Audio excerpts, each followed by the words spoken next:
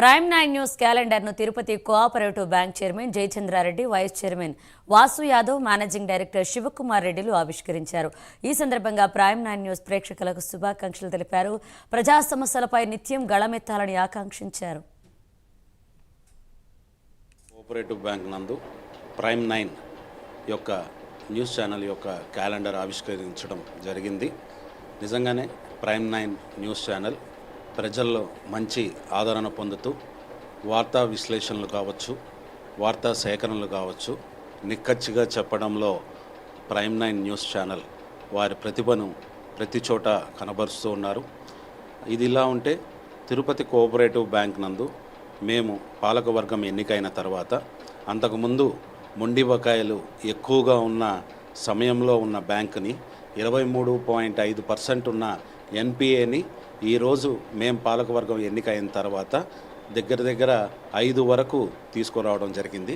నా పేరు Ketham Jayachandra Reddy, Tirupati cooperative bank చైర్మన్ని. మొదటగా తిరుపతి కోఆపరేటివ్ బ్యాంక్ షేర్ హోల్డర్లందరికీ కూడా నూతన సంవత్సర శుభాకాంక్షలు తెలియజేస్తూ, అదేవిధంగా ప్రైమ్ 9 ఎలక్ట్రానిక్ మీడియా వారు ఈ 2025 సంవత్సరానికి గాను క్యాలెండర్ను ఆవిష్కరించడం చాలా ఆనందంగా ఉంది. అదేవిధంగా మా తిరుపతి కోఆపరేటివ్ బ్యాంకు 1918 సంవత్సరం ఫిబ్రవరి 2వ తారీఖున ప్రారంభించబడింది.